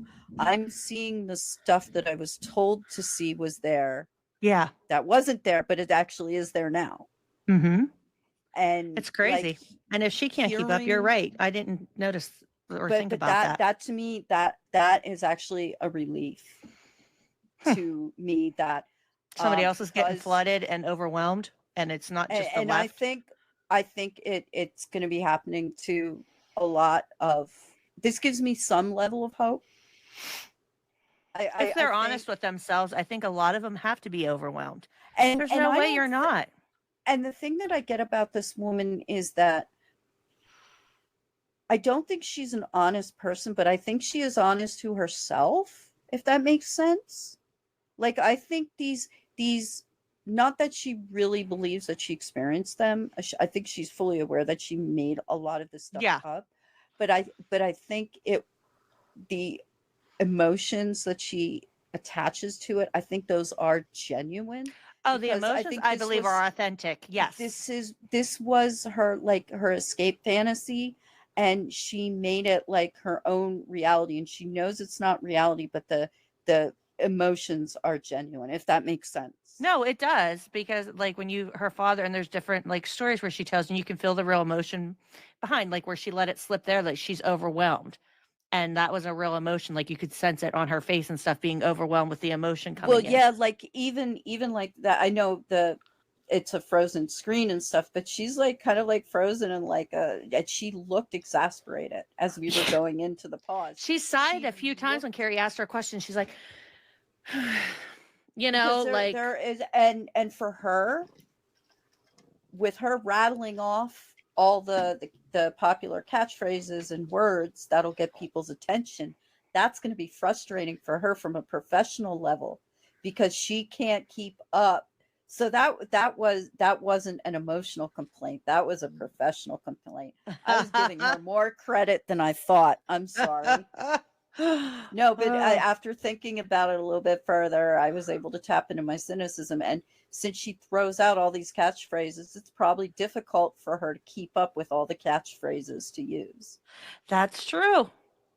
Yeah. Because she has to, and she has to adapt because the news is coming out so rapid. But it probably is still real frustration. She's leaning. We can't. She didn't say she voted for Trump or anything because she says she's not political, whatever that means. But she's obviously right leaning. So this news is coming so rapid, and she's pretending to be somebody who gets downloads, and she gives these predictions. Well, you can't just give like one good prediction or things coming because it's like this. And Trump is so manic in his decisions in this administration.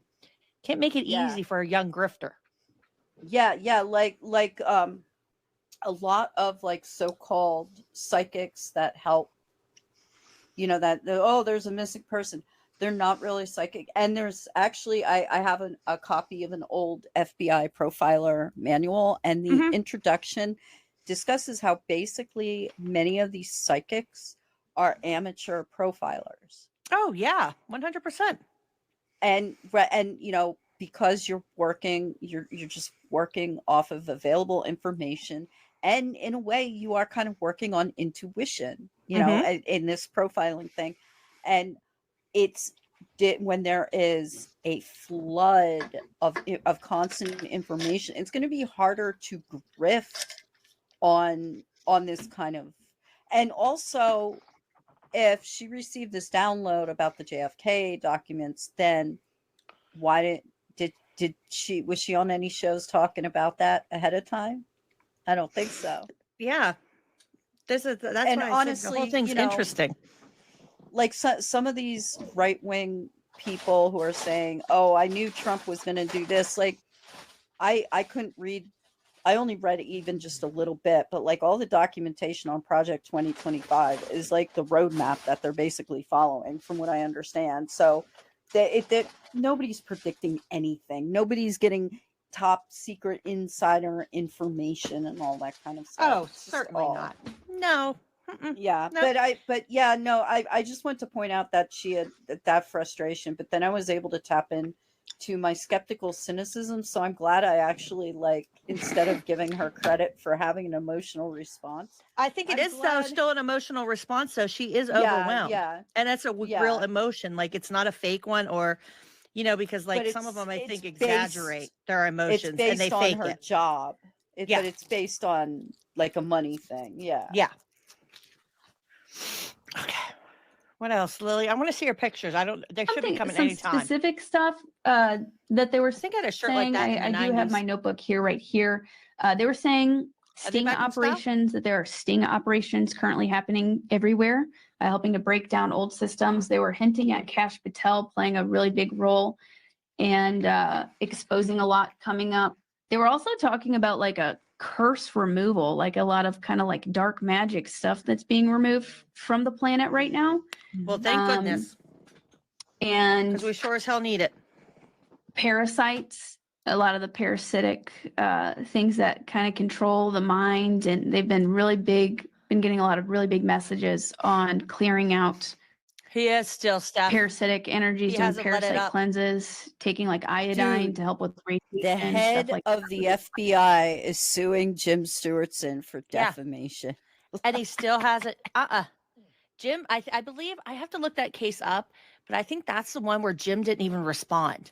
Like, he's actually dealing with the Mike Flynn one, but the Kash Patel one, he's kind of covering his ears and going, Kash la, la, la, Patel I don't hear one you. is so weak. Like, he doesn't have a case. Kash doesn't.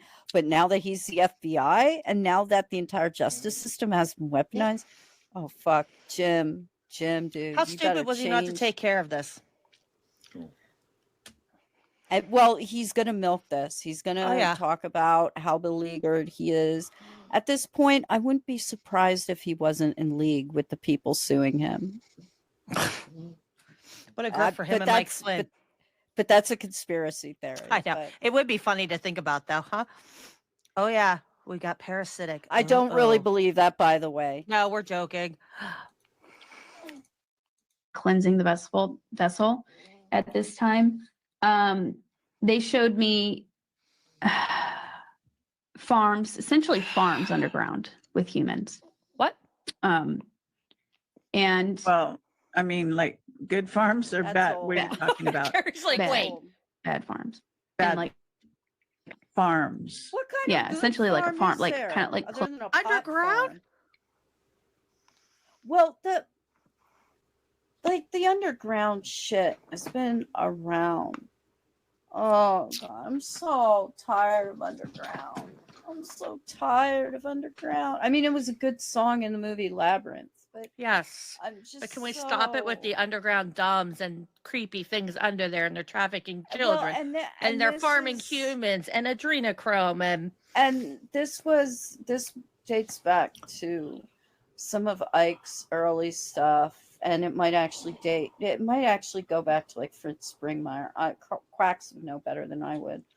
About people being held in underground bases, like, and supposedly that's what happened to all the people on the planes on 9/11. Like, they were secretly transferred to these underground bases where they're like put in like a cryo sleep or something. Oh, But Jesus. this shit like is way old, and it makes its way, like, all of these like weird little myths, all like we need a crazy wall, like a conspiracy chart to chart the course of conspiracy theory. Honestly, because there's so many of them, and then like you look and you think you found the beginning of it, but you didn't, because it goes back even further. And then you have this little line maybe, and then that one. I mean, it's wild. Sometimes when I read quack stuff, I'm like, hold on a second, wait, and I have to back up, Like when I read quack stuff, I make sure I'll go on a binge on Patreon, and I'll take like, it's like I'm reading a big book, like Hamilton by, like, I don't know if anybody's ever read Hamilton, but the book is really big. And it's like reading that. And I sit down and I'm like, all right, I am binging Quack's Patreon for a month. And that's what I'll read. Like I'm reading a book, because it's so like, and I actually read the stuff he cites though, too. I'll go and look at the different things. That's why it takes so long, I think, because I enjoy it. He puts a lot of work into it. Yeah, and he's just, oh God, I'm thinking of maybe asking my husband like over the summer, maybe coming out there for like 2 weeks or something, just to like hang out with you guys. Oh, if you go, then we'll meet up with you guys too. Oh, and I'm getting facilities and stuff Right, like that. okay. Go Yeah. ahead. So that's, it's I'm just posting Quack's Patreon link. Yes. It's so good. And he is a very dear friend. We've both met him in person, and he has just been such a voice of support for Yes. me. Like I would be a shit-lib piece of shit, blue anon loser if it weren't. I mean, he played a big role in helping me out, stay out of rabbit holes. So All hell quacks. it's an interesting choice of word, but okay. Yeah. I was trying not to, I guess, be careful You about can, how I say it. there's nothing that's banned from my stuff. That's why Lily, they I don't banned think me you've from watched Carrie's YouTube show a lot. altogether. Right. I mean, but so you're cool Anything here. goes on Carrie's. Now, what I think it'd be good if you showed some of your Let's go. videos Show or her your pictures proof. of Let's show the the craft. audience your proof here, Lily. So if you can kind of get that together. Yep. Do you want me to go ahead and share it now? I'm ready. Yeah, and because we'll do that, and then maybe some wrap up comments. So you might be thinking about that while you show us these. Sure thing. Now, because I'm Nebby. Alrighty. Oh, hold on. So, Because I'm Nebby, I paid attention to when she opened her folder. She's been having all of these experiences, but she has this as UFO pics, and that's all she has. That's how many she's taken that she thinks are worthy of showing. I don't know if she has any files or folders anywhere else, but that's all that is in the UFO pics folder. Now, if you've been And having lots of again- contact, wouldn't it be so full that you would have to have, like, I don't know. And again, it's interesting this is why I suggested people watch Love and Saucers, because like Huggins doesn't know technology, so he paints his experiences. and he doesn't try to. But I think he's also a different personality. I don't think it's just the technology that is keeping him from being a dick. But it's just, it's like, again, like there is like this tech wall. Like, and like I said, I don't think that's the only thing that's keeping him from being a dick, but yeah, it just seems like I just, that's like what, about 30 pictures and a couple of them are videos. I would just think if you're being contacted all the time and you're out there doing all this spectral photography, you would have a lot more proof of these contacts and in a also, folder. Aren't she's taking these pictures to present them as evidence to an audience who does nothing but look for anomalies in photos. Yep. I know. This is a good way to break your grift. Jeez. This is how that one guest of Kerry's got caught because he turns dark. He says he's a Pleiadian. He's the guy who goes, well, Kerry, back when I was younger and I was in school, well, I'll tell you what. I can't think of his name, but he fakes UFO stuff on Kerry's show. But no, Eddie I Page, don't that's mean... his name. He pretends, Okay. yeah, and the Knowledge Fight covers him. And he gets caught because he starts He's been going on Rogan. Yes. But he starts posting, some stuff that's ridiculous to Kerry. And Kerry's already been caught in a really bad fallout from Eddie Page. So she should be a lot more cautious of this fake UFO information. Well, it's not necessarily that this lady's going to expose herself to others as fake because they're going to pour over her pictures.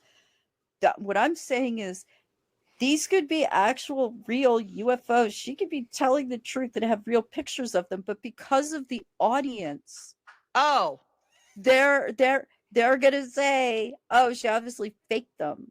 I already believe they're fake. As soon as I'm Well, not gonna believe one goddamn but thing she shows them. But I mean, I'm saying they could be real. Yeah, I know. That's what I'm saying. If they are real, I'm like, fuck you, they're fake. You're on Kerry Cassidy. This is like the false flag crowd, and no amount. That was like when the royal family did that digitally altered photo of the princess. I was like, you are the dumbest motherfuckers in the world, because the people who normally look for anomalies did that, found them, you proved them right. Now we're fucked. Thanks a lot. Because they're going to do that. They're going to use it for everything. The royals did that. Look, now see this photo, that, Yeah, bunch of dumb. And it also speaks to the fact of how disconnected they are with the rest of the populace, that they don't think people would do that. Mm-hmm. But no, but I mean, I just think it's stupid that, and also these paranoid conspiracy theorists seem to be really poor with OPSEC, because she's showing her entire computer screen. I know. And everything. You can see it all. You could probably find a lot of information from that. I know. She's not very bright. It always kills me. The most paranoid ones are the ones tweeting from their iPhones. Uh-huh. I know. Because I was like, oh, let me see what's in that folder. I paused. Oh, this one? Can you see my screen? Does she have frazzle drip? Cool. No frazzle drip. So this was kind of in the more, but not super beginning, but I would go out and I would make contact with these physical craft. Since my psychic abilities and telepathy has gone on, increased a lot more, I don't see the physical craft as much, but that was a big part of my journey in the beginning. So you can see me, I set up a time lapse where I was taking consecutive photos, and then I asked them to appear. I got in front of the camera, and then there's a craft that appeared right here. I've got kind of a better picture of it. And the next one here, just kind of cleaned up a little bit. That looks like, it kind of looks like an orange window. Not sure. The first one looked like a little sun wearing sunglasses. Oh, it really looks like it could be anything flying through in the sky, and her camera can't capture it at that speed, whether it's and whatever it is. And it's number one, it's probably nothing. Number two, did you see how much she had to zoom in? I know, and that distorts pictures so bad. Not only that, but it was like you know that she went through every photo until she found some. And I'll bet, and even if she didn't find something, she probably made something. I just don't. And also, okay, tell me this: what was the date of this, and where was that photo taken? Exactly.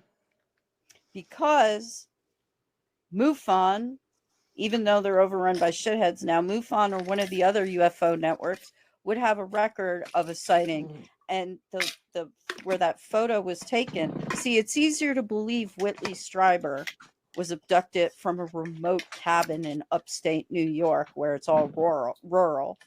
Okay. That picture, I see buildings. I see I know. ocean, I see water. So that's a populated area, at least with some businesses. So let me have the date and the area where this was where this was taken, and then let's see if there were any reported sightings. And I also want to see, because she has it set up to take it every second, I want to see all the images up to and after. Because this is just the one she chose that she went, oh, what's that? And it's just like in the falling man picture. That was one of many, many images of that man falling. And they just chose the one that looked the most poised. There were many pictures of him flailing. Yeah. And they chose all the one that looked the most dignified. Mm-hmm. And a lot of the identifying features of the man who they think the falling man were discovered in the other photos, not in the one that we saw. Yeah, exactly. It's all perspective, and it's who chooses to put out what. And this picture is bullshit. And none of us are photo experts, so. No, but I'm calling bullshit. Yeah, me too. But that was interesting because it looks different. I caught it in 3 photos and it looked kind of to be morphing into the dimension, and it's moving very quickly. Right. Well, it does look like it's coming through the dimension. Drop a Google Drive link with 10,000 pictures. That's what you should see. So there's one that I have of them. I have another one right here where we kind of did the same thing. You can see me standing right there. I set up my camera to take consecutive photos every second, and I asked them to appear. Oh, it's not letting me zoom in for some reason. You're talking yeah, too much, weird. that's why. Well, but there's 2 black triangles that appeared right here. I've got a close up of it, but okay. So, and they only showed up in one picture, and this camera was taking pictures every second. So this will all be new. So normally you'd see it, a plane in each, in multiple photos. This just blipped in and out for a second, and it looks to me like 2 kind of black triangle looking things, and then like a stair or a portal. Really interesting looking. No, it's not. So that's one of my other ones. On you. This was from my second encounter. Now I was sitting in my car recording. It's pitch black, so the footage is dark, but there's these hovering lights here, and then you see a beam of light emitted from the craft, which was really trippy. Really trippy.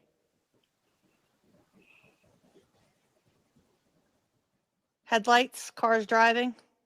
Isn't that wild? It's not wild. Okay, it's a little bit unclear where the beginning of the. I'm sorry, what, Steph? It would be amazing if it was. Isn't that wild? We were looking at. Exactly, because she says she's outside in the dark. That to me looks like she has it pointed somewhere. Maybe she's sitting in the dark somewhere, and a road's off in the distance, and maybe there's some cars at a stop sign, we don't know, and another car is coming over a hill or something, and that's the light. How do we know bitch ain't staging this shit? I know. Sorry. Condensation or fog moves in front of beams of light. Stunning. Yes, there we go. There's another thing. There's so many explanations. These people demand levels of evidence for us to prove reality. They demand levels of evidence that can't possibly ever be fulfilled, yet they accept evidence that is so fucking weak it would blow away with the wind. Like if you showed this to me, because I'm honest with you, I'd be like, Steph, those are probably headlights in a fog or something. Like, what the hell are you showing me? Like, are you okay? Are you feeling well? Like, because I'd be honest with you. Like, Yeah. I'd be like, Steph, come on, are you messing with me? What's this video? And you would first ask me, like, where was this taken? I What would. time? Were you high? First, I think Where you were fucking were with you? me. Yeah. I'd be like, Steph, Yeah. what is this? Yeah, you know, like I just, oh God, I hate just, oh, people. I might have to go. Okay, soon. it's a little Oh, bit that's okay. It's unclear almost where over. the I can beginning of handle the the end. I think there's like Okay. 10 like minutes where's left. the bottom of the frame because Okay, everything I can looks hang. black. So I can't tell. Are those Yeah, there's are 10 you minutes seeing left. are you saying It those looks are like. three Let me see. lights right there? I can't read down there. Hold on, let me make it smaller for my eyeballs. 48, and it ends. Yeah, it's almost done. Yeah, yeah. So 3 lights, minutes, and I then lied, not from this 10. I light, don't and wanna I trick don't you know like I did if my this One was of them like, blows up like yeah, a ray. It's like a ray of light that comes, Right. like a light beam that comes through. okay, So and that was this one. and what's on the far right? What is that part of the picture or is that something else or what? Yeah, that. So I wasn't sure exactly if this was like one big craft or if it was 2. I wasn't quite sure because it was really dark. I see. And Okay. I'm surrounded by cornfields. This was That's what at an you astronomy say. park at 2:00 in the morning. I was Okay. by myself. I was in my car just watching these kind of UFOs hovering All around. right. Yeah. Yeah, it was Carrie, pretty wild. shame on you. So I didn't know that if they knew that I was there at the moment, so I just started recording them. This was my second encounter ever. Okay. And that's whenever I was like, I literally spent the night surrounded by UFOs. Here's a kind of a closer up of it, the beam of light.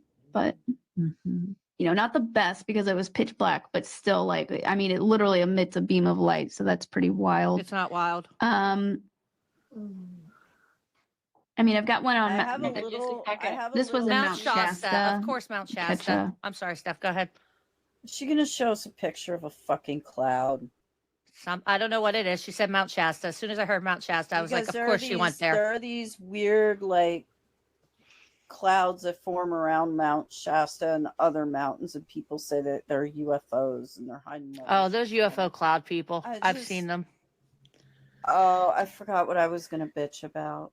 I'm sorry, Mount Shasta threw you off. No, it's just these people exhaust me. But it's I will more go fun get than them. what's going on. How do you know it's set for? How do you know? Out of nowhere. Yeah, actually. Yeah, that's bonus. Bonus. It's Linda. Thank you. Power up one. Yeah, there it goes. Power up. At least from Power up already, my Lily? perspective, it looks like a triangle. Do they think it's powering up at Mount Shasta? Is that Mount is that So the UFOs when do? you went to Mount Shasta, did you get in touch with the beings in the mountain? Yes, I did. Yeah. And you know the name of them? Yeah. So I you, actually had Steph. an Thank you, experience Steph. with I mean, a did not know that. well-known one named Adama. Have you heard of Adama? Maybe. But do you know that they're called the Telos people? Yeah, the Telosians. Okay. So, and Oh, did you have Mary doesn't anything like to her say about stepping on that? her Or toes. Go ahead. Brad also has a documentary about about Telos. It's only like 15 minutes long. I forget how Jonathan and I accessed it, but he filmed it in Mount Shasta, and it's about these people that like steadfastly believe like that people live inside the mountain. Brad covers the wild wacky shit like this. That's why I don't know how he finds all that stuff. Like, it's really like, I guess I do because like I find really like, I won't go into it now because like you're not feeling well, but like I was looking at an interview that dealt with the Getty guy, and then that led to somehow with Jim Fetzer, like a video he's in. He had a falling out with his crew, and then this other guy's like, it was just this wild rabbit hole that started with the Getty guy, you know, and you just keep going, and it's more and more drama and more conspiracy theories. This just happened to me a couple days ago. And I was like, that's not where I started. And how am I here on this channel? You know what I mean? But that's what happens. But I'm not saying I'm immune to pilling, but they're not going to pill me. But I can see how people get pilled because you start looking at one topic, and the next thing you know, you're on the 10th channel with a topic isn't even what you started with. You know what I mean? Like, Yeah, because it's like one more piece of information. You go on YouTube to watch a Bill Burr stand-up routine, and before you know it, you're being black-pilled by Andrew Tate. Pretty much, right? That's what, yeah. So I can see how it happens. Oh, shit balls. Carrie. There you go. The beings in the mountain. Yes, I did. Yeah. And you know the name of them? Yeah. So I actually had an experience with a well-known one named Adama. Oh, Adama. Have you heard of Adama? Maybe. But do you know that they're called the Telos people? Yeah, the Telosians. Okay. So, and did you have anything to say about that, or because I actually had contact the minute I went to Shasta with these Carrie's beings, like, well, yeah, they who immediately started talked to me. communicating with me right away. But I don't want to front load you again. So why don't you tell me what you got? Yeah, no, and, yeah, and what year that would be good. So this just happened back in July. I hosted a retreat there. This footage was, and yeah, I had experiences with a specific Telosian named Adama. He's known as like the head priest or something in Telos, and there's actually like a lot of books and stuff about him. But he contacted me, and he actually. I wish I had like better footage of this, but the first night I was there, I saw a light on the mountain that was kind of moving around for hours and hours, and it like shined a light up the mountain. It was really wild. It was a couple days after the assassination attempt on Trump. Oh my God. And I was kind of tuning in psychically and kind of remote viewing what was going on. And we saw multiple craft like going into the mountain. And from what I saw psychically, I saw kind of a meeting taking place in the mountain with beings from all over the place. Okay. And then the next morning, whenever I woke up, I heard that Adama being male from Telos contacted me, and he said, basically, check that out, Steph. We did it. There was a timeline shift, is what he said, and we're on a positive trajectory. He said what they were doing, that meeting was taking place there to assess the consciousness of the planet after the assassination attempt, is what they said. So, yeah. So, and then I had some experiences kind of like coming back into my body that I don't remember, like, but it's like I was going there at night in my astral body. That gets a little woo, but that's what I was getting. I'd kind of pop into my body and I would feel them there with me. And they were basically like, you were with us all night, but I couldn't remember exactly what I was doing. Okay. Okay. So, any other photos or videos you want to show us?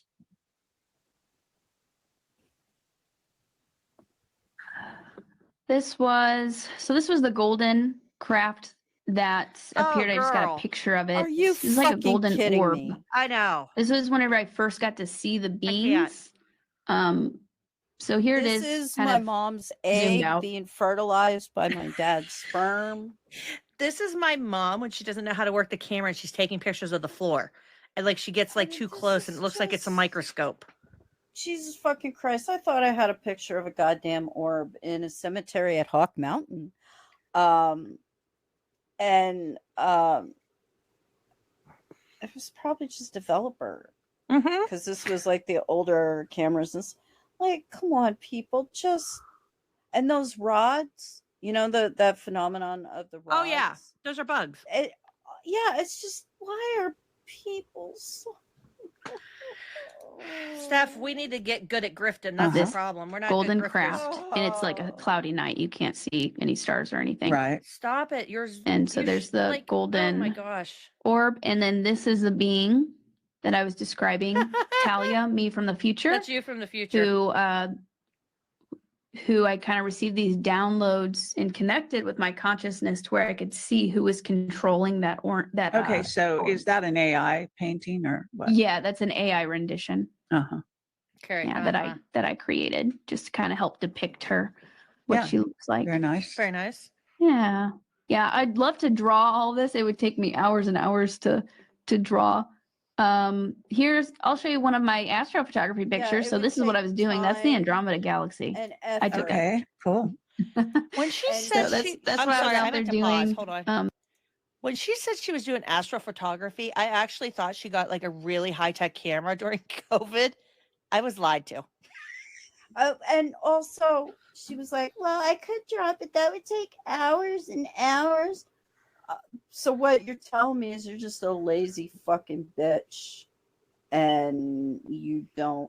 Why couldn't you take that design to an artist, to a guy on the fucking boardwalk? You live near the water. There's got to be some guy drawing pictures on the boardwalk somewhere. Like, take it to an artist and have them draw it. Why do you have to go to AI? Carrie loves AI. Like there's good AI Yeah, and bad but- AI, but and Carrie's I- into it, baby. But I mean, like, you could bring these creatures to life in a creative way, but again, there's It's a no. lazy cop out, easy way. And wouldn't you think like that's another grift she could do is like selling paintings or like printing them out, you know, and like there you go, good grift, girl. Those the motherfuckers that are like writing books with AI.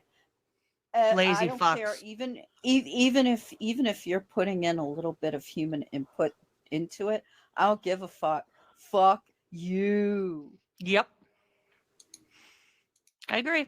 There's the Orion Nebula. So do you have what kind of camera are you using? Some people might wonder. I do. I'm using a Nikon D5300 DSLR camera. I also have an Aurora night vision camera, but I haven't used that too much. You have a night This vision camera, but you don't Was use it. an experience that happened last summer, not the Where summer that was just the night happened, but the vision summer camera before, on for my the way back from lights? I know. She's like, I also have a night vision camera, but I don't use it that much. Come on. I bet you because the night vision camera is actually showing her there ain't shit there. And she's actually seeing the real world and she's not getting anomalies. And she's like, And oh, do you know Huh. why? Do you know why UFO believers are more likely to see UFOs and ghost believers more likely to see ghosts? Because you believe in that shit. The possibility is out there for you. So when the door slams and you're in the house all by yourself, you're not going to think it's the wind because you're open to the possibility of that. When you look into the night sky and you see weird, funky lights, you're not going to think it's a drone. You're not going to think it's an airplane or a satellite.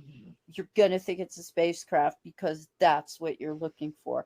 And she's experiencing all this stuff near Mount Shasta because generally speaking, the people that go to Mount Shasta are going there to experience for an experience weird that they know is shit. there already. Yeah. So I mean, you can ask me how many experiences I've had, and guess what I'm going to tell you?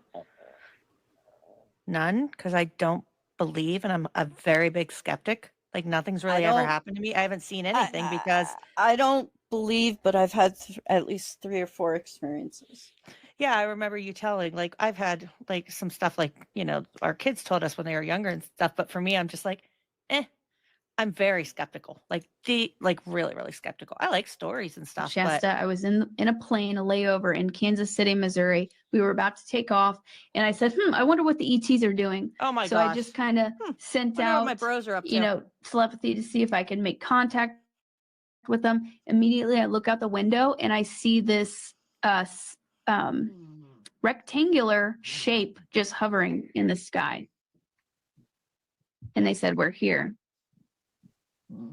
It's kind of hard to see. I've got one where I've changed the brightness, but Good God. Okay. What's up? Yeah, that's exactly how they talk to her. What's up, bros? I didn't see this anything. one, the settings are changed a little bit so you can see it. Mhm. Where? That was just kind of like cloaked in Yeah, the clouds right interesting. there. Oh, she's one of those people. It's the lenticular clouds.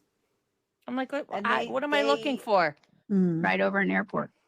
We'll see. Yep. Wait, They're here's an the thing. interesting bunch Yes. because I was like, what am I looking for? Well, here's the thing. To them, it's not that the cloud itself. Sometimes from a far away distance, someone might mistake the cloud for UFO. But the people that go to these places looking for UFOs. When they see the cloud, they know it's a cloud, but that means that it's hiding a UFO. The cloud is like this cloaking device for Queen Romana was saying that shit. Love is One And did I- it too, didn't she? What's Who? her name? Amy Okay. from Yeah. Love is One. Yeah. Yeah, they always say that it's hiding. So they know that it's a cloud, and they know they're looking at a cloud, but to them that cloud is a cloaking device for a spacecraft. Fascinating. She's like So got it that's all. I'm basically sorry. kind of like She's like really got everything wrapped into one because she's I young was and just- savvy. I was just going to say, though, also, like, if the aliens are smart enough to have that kind of cloaking device, and the humans are smart enough to know that when that cloaking device shows up, it means there's a spaceship there, then wouldn't the aliens stop using that cloaking device and switch to something different? You would think. Guess they're not that smart. Just You're applying too much logic, Seth. Too much logic. the gist of it. That's the gist of her experience. All right.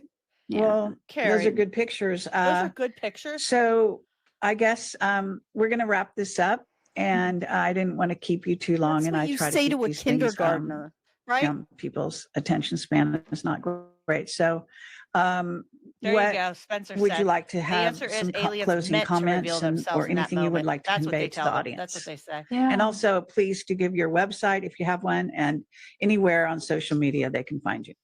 Yeah, sure thing.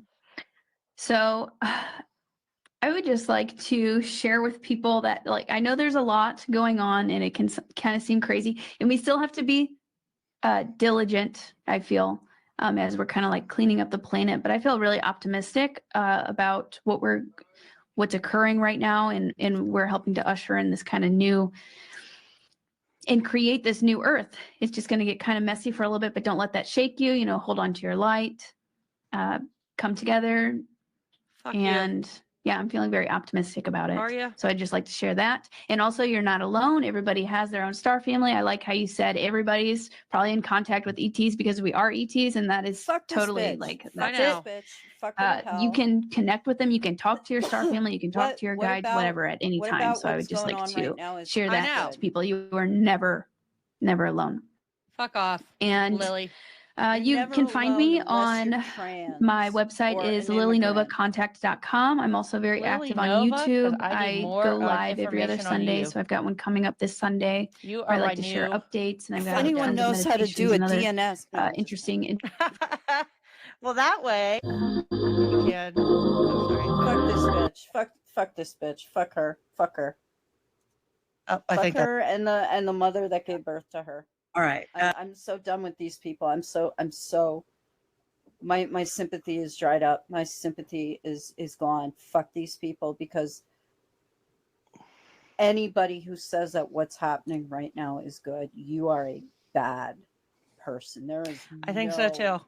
And to cloak it debate. in this love, healing, I want to help and save everybody, and I really have a kind, caring heart, and to dress it up, no, that's not it. That's why Solomon did what he did with Kerry, because he kept injecting these progressive messages into his made up story in the hopes of getting her to at least have an openness about these things. Yeah. And the phrase cleaning up the planet, I caught that too.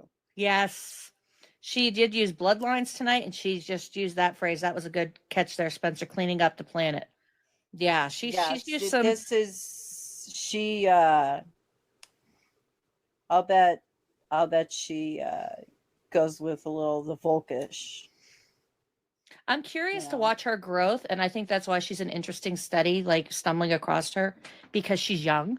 She just came into this, and she has so many years ahead of her, building into this new way, like coming into QAnon, coming into everything that's happening, Trump administration, the new AI technology, social media. Like, she's right at the cusp of the golden age of bad conspiracies. Not that there was ever good conspiracies, but the bastardization of I know, I caught myself. Wait, no. Hold on. Go ahead. Yeah, hold on. Go ahead. I'm sorry. Not that there's good conspiracies. I guess some people, I guess the way I want to phrase it is we look fondly back on some of that stuff and like what's today, but they were still really harmful and bad when you look back on them. Like no matter how they were couched or anything. Like I say, when I talk about I used to watch Ancient Aliens, that was really fucking harmful. And I look on it now and I'm like, oh my gosh, I talk about that guy in my pizza shop that was watching. I could pick out every grifter, every harmful conspiracy theory in it and stuff. But she's kind of at the golden age of, it's not just her going on a cable network television show. She's got TikTok. She's got YouTube. She's got Rumble. There's Odyssey. She's got Instagram. Like she can really grow. And then you've got AI, the AI technology with ChatGPT that can write her stories for her. She can just put in and all this information and it can spit her out her visions, her downloads. Like she doesn't even have, you don't even have to be creative anymore. And, it's a lot fucking easier to grift today, I guess is what I'm trying to get at. I just found something interesting. Remember how before I had mentioned Crystal Teeny? I did a Google for Lily Nova and a modeling website came up. Oh, really? Not surprised. I wouldn't be surprised. Yeah. I would not. And for a minute there, I thought that her and Crystal Teeny were with the same company, and I did a search, and they weren't. That's why I got excited. But before, I mean, she's a very pretty girl, but she has a lot of different avenues, and like getting into this world so young. That's why I said it'll be interesting to watch her develop. Because Kerry really had to fight tooth and nail within this conspiratorial world for the past 20 so years.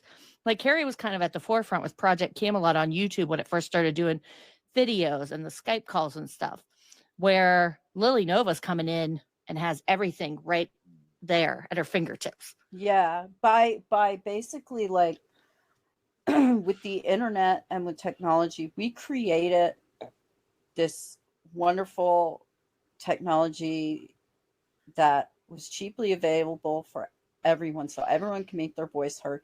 Everyone can make little movies on their phone, and they didn't have to be high quality. They could be fun. They could be just like my TikTok videos. I don't give a fuck how many people watch them. I don't use TikTok anymore, but I made all those videos and I downloaded the backups and everything for fun. Yeah. But now we have this, we can become movie stars in our own homes without ever having to leave the home. You have kids that are in school right now who are talking about how they want to be like a social media influencer when they grow up. Like that's the job that they want to fucking do and all that. And that's what you can be a good influencer without grifting. Yeah. But you're not going to be as successful. I mean, look at like people like DeGrasse Tyson and Bill Nye and stuff like that. They're these like rock star super scientists and stuff like that. But even there, like Jim Stewartson has more followers than the QAnon Anonymous podcast host. Like, and I think this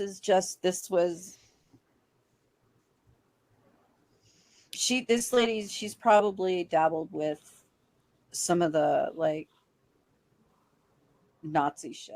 I think so. I'm curious. That's why I said I want to look at some of her videos and stuff, but I think she's going to be interesting for us to kind of keep an eye on to see where she goes, what other stuff she's done, just because she's so young. She hasn't even hit 30 yet. And she came in right past QAnon. She has, and she even put crypto now into it. She folded crypto in. Spencer, you're not thinking like an American. I know you're Canadian, but you're not thinking like an American. Why would anyone take the time or effort to learn a new language to reach more people when they could just be I mean, this is a woman who didn't even put in enough effort to take her idea to an artist. She's like, I'm going to put it in the AI. And it's so hard. I'm going to have AI design my next pair of Uggs. Yeah, that would be the way to go. 2 billion potential followers, but they're lazy grifters. They're American grifters, born and bred. United States. They want They want the white ladies to follow them.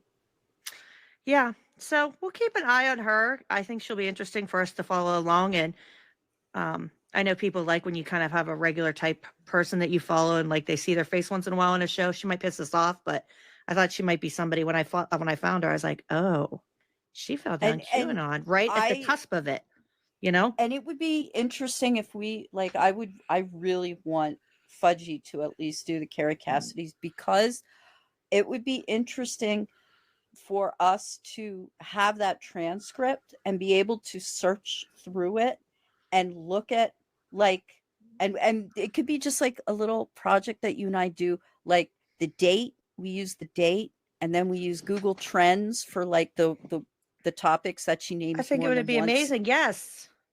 I think we could really do some good work at looking and examining. Like I said, she is the perfect, I hate to say specimen because she's a human being, but she, you know, she's the perfect encapsulation. There we go. Of everything that has happened from Pizzagate, QAnon till now. I mean, we have her pushing the crypto stuff, you know? I just can't imagine, and I feel bad for all of you out there who are going through this, being a parent right now and having to raise a kid in a world of social media. I just can't. What a nightmare. I can't even. I thought it was bad with my boys, but they're 27 and 20. I think he's 24 now. Look at me trying to do the math in my head. They're 3 years apart. Yeah. But they did, like, they had cell phones and like things, you know, things were available to them, but not the way it is now. And I know every generation says that, but it's become increasingly scary for like my niece and nephew who are teenagers now and what they've grown up in compared to my boys. Like it just keeps snowballing. And I would they be have absolutely this terrified. idea that the internet and cell phones have always been there. Like when you try to explain to like younger kids, like September 11th in context, like they'll be like, oh, why aren't there more like photos from inside the building? Why didn't what do you mean the people inside the building didn't know what was going on? Like, yeah, they don't that yeah, they didn't have that, you know. I mean, it's just, and I grew up with, like, I think my mom got her first cell phone in like 98 or something. My mom was like always like she was like always leaping on the stuff like to try it out and stuff. And my first computer was a VIC 20. It was like, I think ours was a Dell something. I can't remember. It was a Dell desktop or maybe a Gateway. Zork. Is Gateway still even a company? I think it was a Gateway. I don't know. Yeah. But and then, you know, like I had a Commodore 64 and we had. Oh, I'm like, talking about various, adult like, first computer. Now, as a child, it was a Tandy. We had a Tandy computer. I can't remember what model. Okay. But I mean, so I grew up with this unique experience of these computers, and I even had like, what was it, like a 72 kps dial-up external modem. And yeah, like I was going on bulletin board systems in the 90s, and one thing that I know, and you know, I was like in a lot of chat rooms in like 2003 2004. Like it was like an obsession, just chatting online all I remember night. chat rooms. I used to use them all the time. Yeah. And the heyday of the internet hellscape. yeah, and one of the things that, like, I don't think I have personally ever been on 4chan, the website, but I don't need to go on there because I know the vibe, and it's not. That's what I've tried to explain to people. Like, we knew 4chan before there was a 4chan. If you grew up when the internet came, that there was, and for it just became weaponized with 4chan, but it was kind of harmless before then. People were just shit posting and memes and jokes and all this like kind of stuff that you saw like in Reddit, but even like less harmless than what you even see on Reddit. But yeah. When I first heard like the description of what 4chan was, I've been there. not on that site, but that describes basically the internet Exactly. in like the AOL online days, and like I know that vibe. I get that. That's why I've never been shocked when I've gone on 4chan or Kiwi Farms and seen anything there, because I've seen the worst dregs of the internet from whenever it came. Like I was in college when it happened. Like, you think I haven't seen the stuff that you guys are doing and think is so provocative? It's. I mean, where do you think this all came from? I checked out the KF, but it was on one specific person, and you know which person that was. Yeah. And it was they were very nasty, very detailed, and very nasty, but they were also very, very detailed. They're detailed, but the language is where it's like, I'm getting off the site. You know what I mean? Like it's, yeah. Mm-hmm. I mean, and you too were around the same age. Like, we grew up in the era of T-shirt hell, Faces of Death, Traces of Death. I mean, I used to have Traces of Death watch parties at my house. I'd go out and get like some real death video at 48 Hours Video. And yeah, we would get them at our local rental video stores. Those were a thing. If any young people listening, like, who does that? Heidi always does. Payphones are a thing. You can look it up. But it just like we grew, like, not that it was normal or whatever, but it's really not, but we did. You and I were born in the era of like exploitation horror, which bled into our childhoods, which bled into like kind of like horror films are a representation of culture at the time. Yeah. You know, I told you that one sorority party my friends were having. Sorry, too big of a piece of ice. Well, right there's a horror movie setting. Sorority party. Right? And they were like, "Oh, we're doing Faces of Death." And I'm like, "Nah, I'm good." Because I had already seen in high school and stuff. We ran in I was like, "I'm good." And like, and they not were like, all of it is real. Not all no, of it I know. is And they're even like, real. "Oh, we're going to be naughty." Because some of those girls finally getting out of their parents' house, you know? Oh, no, I've seen those too. Yeah. Traces was real. Yeah, I've seen those. That one. That's why I said nothing really shocks me. You know, like when they talk about what's on the chans and stuff, like, I think they're really nasty, but we've had this all along, you know. It is what it is. Was it Traces or Faces that did Dwyer? I think it was Traces that had I think so, right? yeah. It's been many moons, so I'm 48 now. And I'm starting to lose that my poor mind. man was later, he was just recently found to be ultimately like not guilty of the charges he was accused of that led to his suicide. Yep. All right. Well, I know, Steph. All right. Sorry. I'm sorry. No, you're the one I was like worried about. You weren't feeling. You're feeling worse than. I hope you feel better too. But I am gonna curl up with my heating pad and my dog and go watch some TV with Taj, and yeah, probably that, and probably watch some. I'm probably gonna watch Brad's documentary actually and read your article. Is what I'm gonna do on the couch while I hang out with Taj, because he's probably watching like YouTube or something right now. Aw. But thank you everybody for coming. Tell him I said hello. I will, Steph, as always. All right. See you guys. Bye. And for everybody who will watch the stream or on Spotify, thank you for watching too. Night, Steph. That ends part 2 of this episode. The following is a friend of the show and a podcast we think you will all enjoy. Check them out.